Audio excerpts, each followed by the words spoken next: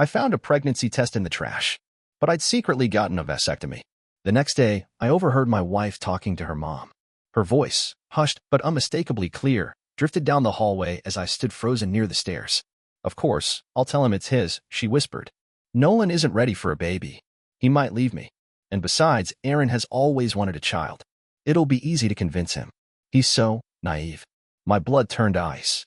Nolan, her fitness trainer. The guy she insisted was just a friend. The man she spent countless late nights with under the pretense of extra training sessions. I stood there, gripping the banister until my knuckles turned white, trying to steady my breath. I wanted to burst into the room, scream, demand answers, but something stopped me. Instead, I turned and left, my mind racing with a million thoughts, none of them good. That evening, Lena came home with a smile, kissed me on the cheek like nothing had changed. Her lips lingered a second too long, and I fought the urge to recoil. I couldn't confront her. Not yet. I needed proof. Solid, undeniable proof. I spent the night on the couch, claiming I had work to finish, my laptop glowing in the dim light as I scoured our phone records, emails, anything that would confirm my suspicions. Each click of the mouse was a pulse of adrenaline, a step closer to unraveling the life I thought I knew. I didn't sleep. How could I? My world had just been shattered, and the woman I loved, the woman I trusted, was a stranger in my own home. By sunrise, I had a plan, and I wasn't going to let her see it coming. The next morning, I woke up with a sense of purpose I hadn't felt in years. I kissed Lena goodbye, murmuring something about an early meeting, then slipped out the door. But I didn't head to work. Not yet. Instead, I parked a block away from our house and waited. I watched her leave for her morning yoga class, gym bag slung over her shoulder, smile bright and carefree. I followed at a distance, careful not to be seen, the tension in my chest coiling tighter with every step she took. She wasn't headed to the gym. My hands gripped the steering wheel until my knuckles turned white as she pulled into a coffee shop parking lot. And there he was, Nolan, already waiting at a table by the window. He stood up as she approached, wrapping her in his arms, pressing his lips to hers like they'd been doing it for years. I watched from the car, heart hammering, vision blurring with fury. It was real. All of it. They sat there for almost an hour, laughing, touching, oblivious to the world outside their little bubble of lies. I took photos. I recorded everything. Proof. By the time she got back home, I was already there, sitting at the kitchen table, pretending to be knee-deep in spreadsheets. She waltzed in with that same smile, kissed my cheek, asked about my day. I almost laughed, but I just smiled back and told her everything was fine. And in that moment, I made a decision. I wasn't going to confront her. Not yet.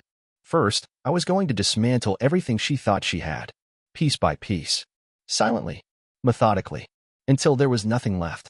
If she wanted to play games, I'd show her how it's really done. The next few days passed in a haze of careful planning and calculated distance. I began compiling everything: bank statements, shared investments, documents she thought I never paid attention to. I made copies of everything, digital and physical. Every account she had access to, every password she'd ever used. She had been careless, leaving things written down, saved in the Notes app on her phone. Her confidence in her own secrecy was my greatest weapon. While Lena went about her life, smiling, laughing, carrying on with her classes, I was pulling threads she didn't even realize existed. Accounts were closed quietly. Our shared credit cards slowly drained of available credit. Monthly payments for yoga retreats and wellness workshops suddenly declined, and I could almost feel the ripple of her confusion as she checked her apps. But I wasn't done. One evening, while she showered, I accessed her laptop. Her passwords were predictable: our anniversary, her mother's birthday, her favorite yoga pose. Within minutes, I had access to her emails, her private messages. And there it was, her entire digital world laid out in front of me like an open book. I found their messages. Thousands of them. Pictures, videos, plans for weekends away, whispers of their future. The sheer boldness of it all was staggering. I read through them, line by line, heart beating like a war drum, memorizing every lie she had told me, every secret she had kept. I could almost taste the betrayal on my tongue. By the time I closed her laptop, I knew everything, every single thing. And she had no idea. But she would. Soon. The weekend came, and with it, an opportunity. Lena had planned a girls' trip to the coast, a tradition she had started the year before. I encouraged her to go, pretending to be the supportive husband, masking the storm brewing beneath the surface. She left Friday morning, her suitcase clattering down the hallway as she blew me a kiss before stepping out the door. "I'll call you when I get there," she chirped, oblivious to the unraveling world she would soon come back to. I waited exactly 1 hour after her car pulled out of the driveway. Then I started. Boxes. Suitcases. Storage bins I'd secretly purchased over the past week. They were all stacked neatly in the garage, ready for this moment. I moved quickly, systematically. Everything I owned, everything I wanted, everything I needed was packed and loaded into the back of a rented truck by midday. Her things? They stayed exactly where they were. I didn't touch a single dress, not a single piece of jewelry. I wanted her to walk back into that house and see it just as she had left it, except stripped of everything that was mine. A hollow shell of the life she had destroyed. I left the keys on the kitchen counter, placed neatly next to a printed stack of emails, photos, and bank statements. I wanted her to know that I knew. I wanted it to burn. I took one last look around the house, our house, and felt nothing. Just emptiness. The kind that settles deep in your bones and refuses to leave. I locked the door behind me, tossed my bag in the passenger seat of the truck, and drove off without looking back. But I wasn't done. Not by a long shot. I found a small apartment on the other side of town. It wasn't much, just a one-bedroom with barely enough room for my things. But it was mine. A place untouched by lies and betrayal. I settled in, unpacked the essentials, and stared at the empty walls, feeling the weight of solitude and liberation at the same time. But I couldn't rest. Not yet. With Lena away, I had a small window to set the final pieces in motion. I opened my laptop, the glow of the screen reflecting off the empty beer bottles scattered across the table.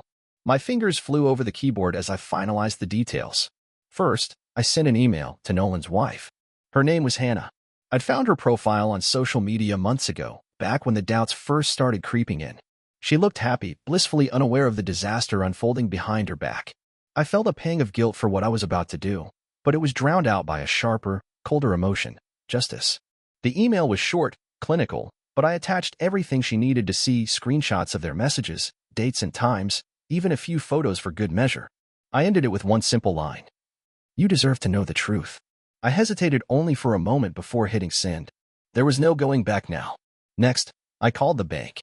I had already moved my funds weeks before, but now I closed our joint accounts. The mortgage, the utilities, all switched to her name. I would not be paying another cent for that house. The final act was the phone call to the lawyer. I had drafted the divorce papers myself, but I wanted them delivered by a professional. I wanted her to feel the full weight of what she had done.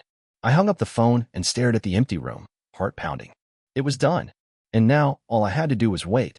The waiting was the hardest part. Days crawled by with agonizing slowness. I kept my phone close, checking for missed calls, emails, any sign that the storm had hit. But there was silence.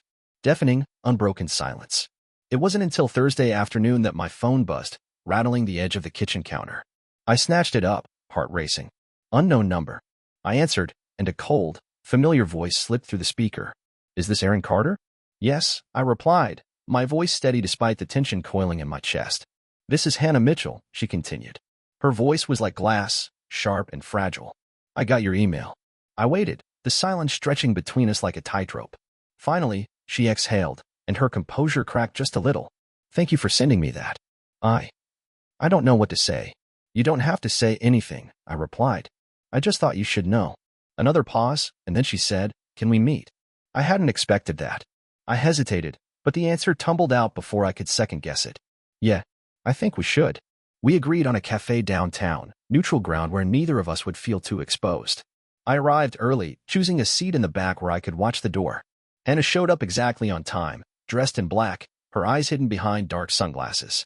She slipped them off as she approached, and I saw the red rims of her eyes. She had been crying. We talked for hours. She told me things I hadn't known, things that made my stomach turn and my fist clench. Their affair had been going on for almost a year.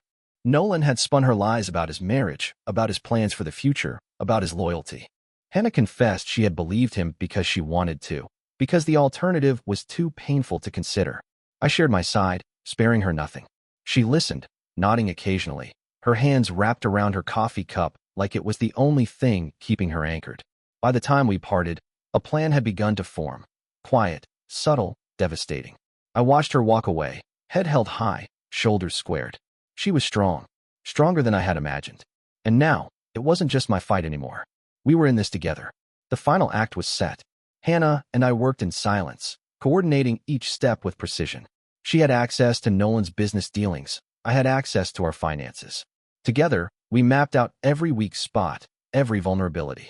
It wasn't just revenge, it was justice. Hannah filed for divorce first. She did it quietly, elegantly, with a lawyer who specialized in high-profile affairs. Nolan never saw it coming. His accounts were frozen, his assets locked down, his reputation unraveling with each passing day. For Lena, it was different.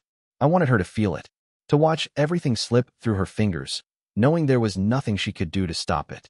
I waited for her to return from her girls' trip, waited for her to waltz back into the house and see it stripped bare, the note and evidence stacked neatly on the counter. The call came just before midnight. I let it ring, then another, and another. I finally picked up, my voice calm. Hello. Her voice was frantic, breaking apart with every word. Aaron, what? What happened? Where are you? I'm exactly where I need to be. I replied, my tone colder than I'd ever heard it. And you? Looks like you're right where you belong. You took everything, she screamed. You ruined us. I almost laughed. No, Lena. You did that all by yourself. Silence. Just the sound of her breath catching, splintering under the weight of her own choices. We can fix this, she whispered. We can start over. No, I replied simply. You can start over. I'm done. I hung up, the finality of it echoing through the empty room. Hannah texted me the next morning. A single word. Done. Nolan's gym was shuttered. His name dragged through the mud. Financial fraud, infidelity, everything exposed in a matter of weeks. His empire crumbled faster than I had imagined. I didn't feel joy. I didn't feel triumph. What I felt was freedom. I poured a glass of whiskey, staring out the window of my new apartment, the city stretching out before me, glittering and endless. We had done it. We had burned it all down. And now, there was nothing left but the ashes. And maybe, just maybe, a chance to start again.